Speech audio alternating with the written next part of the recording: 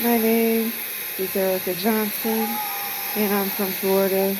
I'm going to try to make this quick before it gets to the point to where I can't talk again. But it's been 5 days. I am now in ICU with Advent Health. Came here Friday morning and just ER visit. I was experiencing some abdomen pain on my left side. I thought I had kidney stones. Long story short, 2018, I had a son. He passed away. I was in a coma, and the whole 9 yards had to be revived and everything. To God be the glory. I'm here, but being here over the years, I've developed bowel movement issues.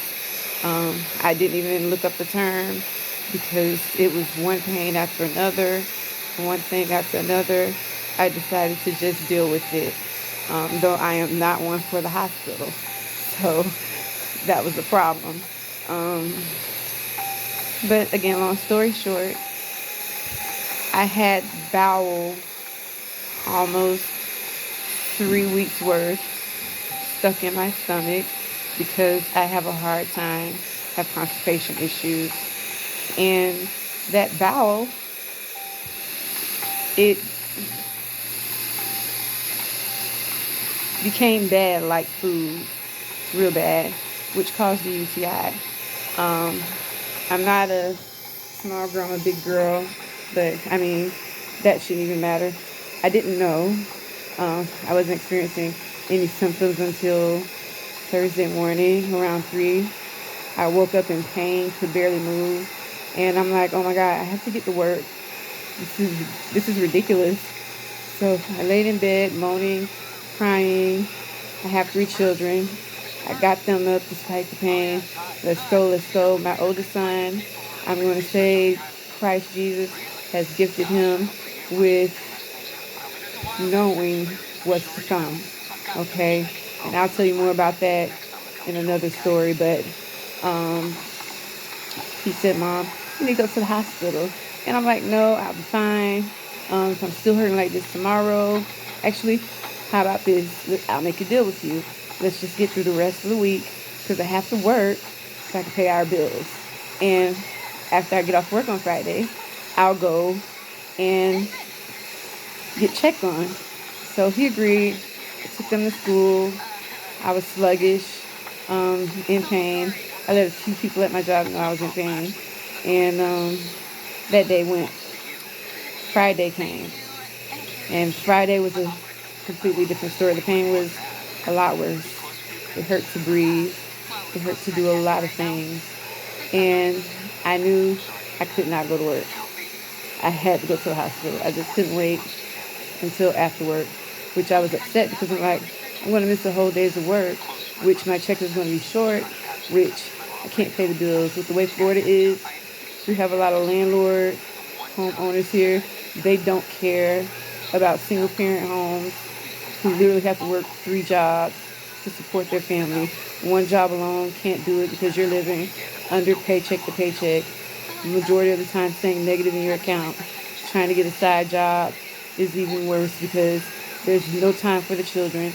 You still can't provide for your children the way you need to. You're only working those 2 jobs to pay bills, which that's a little bit about my situation, but not getting into that. Okay, so I take my daughter to school. My boys decide they don't care about the Christmas party.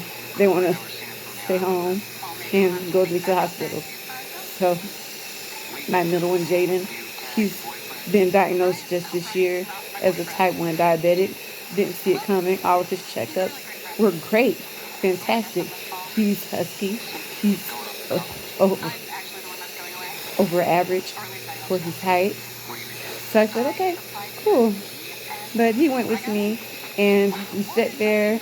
They, after an hour, gave me some pain meds and said, you're not going home, you're being admitted. And they told me that based on the testing I had to get done, I had a full and complete kidney infection in both my kidneys, along with bacteria in my right kidney. And I had a cyst, which I knew about the cyst after having my third child. And they said back then it wasn't important, nothing to worry about. But I had a cyst that they were concerned about because if they give me antibiotics and it looks like that cyst has pus in it or anything, they have to drain it. They can't leave it because right now the cyst is not responding to the antibiotics. So I'm like, okay, I'm listening to this. I go, they put me on the fourth floor, and I had some good nurses, and I had some, I'm not going to say not good nurses, I had some great nurses, and I had some lazy nurses. And I understand everyone, everywhere, short-staffed. So at times you get tired, and you just get sluggish, and you want to move at your own pace, regardless of the situation. And that's what I experienced. I can't say their names, but there was a female nurse. Oh, man, I love her. And when God blessed me with some good money, whether it's 5 years down the road, I want to gift her. And then there was a male nurse. I want to do the same.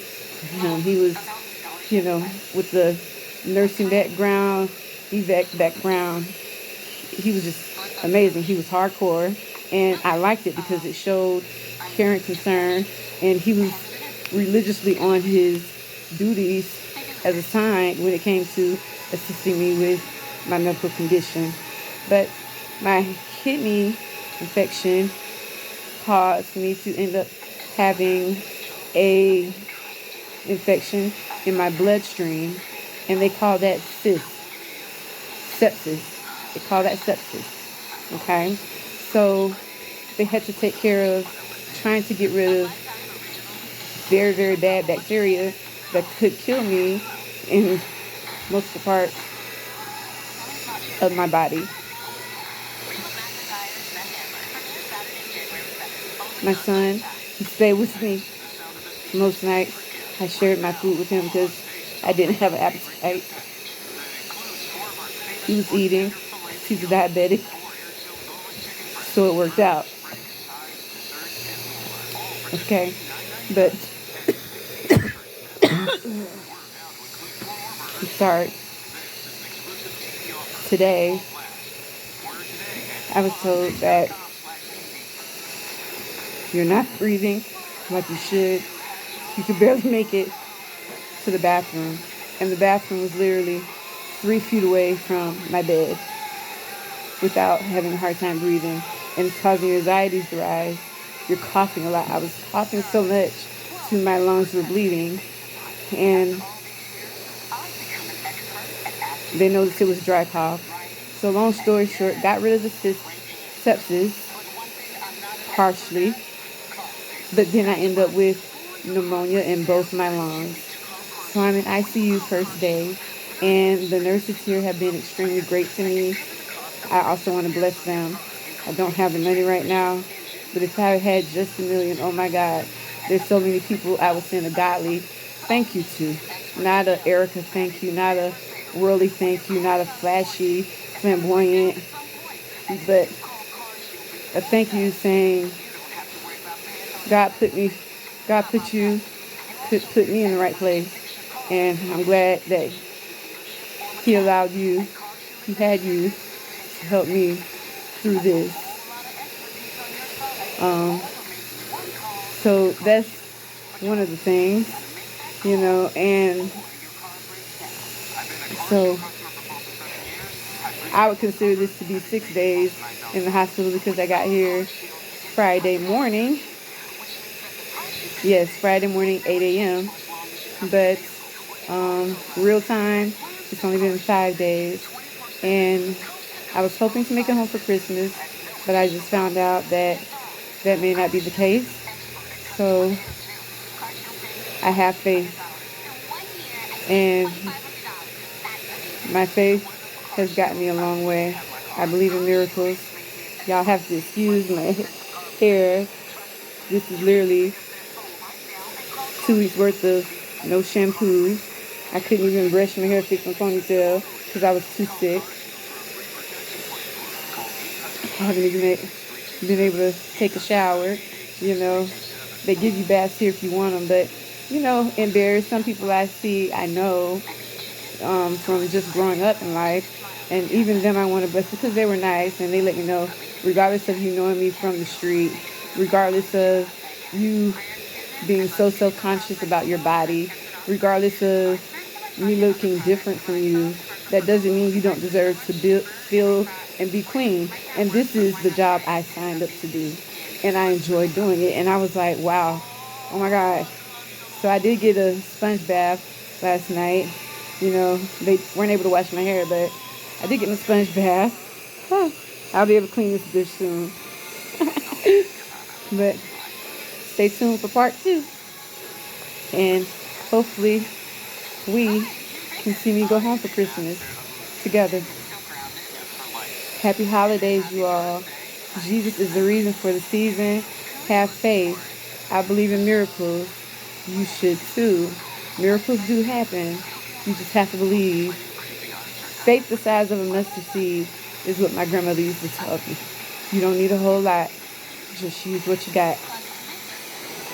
Love. Always.